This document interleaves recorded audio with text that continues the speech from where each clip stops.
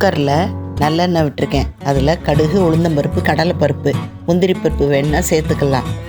நல்லா கடுகு பொரிஞ்சு செவந்த உடனே ஒரு பெரிய வெங்காயம் நீள்வாட்டில் வத்தது பண்ணதும் 2 பச்சை மிளகாயும் போட்டு வதக்கியாச்சு.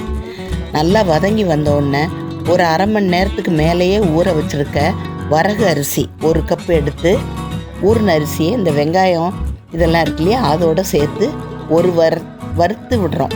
அதாவது வதக்கி விடுறோம். நல்லா அந்த எண்ணெயோட வெங்காயம் பச்சை மிளகாயோடு சேர்த்து வதக்குறோம். இதை வெறும் கடாயிலையும் செய்யலாம். 1 கப்பு அரிசிக்கு 2.5 கப்பு தண்ணி. இது கடாய்க்கு. கொஞ்சம் தண்ணி ஒரு 1/4 கப்புலேருந்து அரை கப்பு வரைக்கும் தண்ணி குறைச்சி வச்சுக்கலாம். குக்கருக்கு தேவையான அளவு உப்பு போட்டுட்டு உங்கள் குக்கருக்கு தகுந்தா போல் 1 விசிலோ 2 விசிலோ விட்டு எடுத்தீங்கன்னா பொலன்னு வரகு அரிசி உப்புமா ரெடி.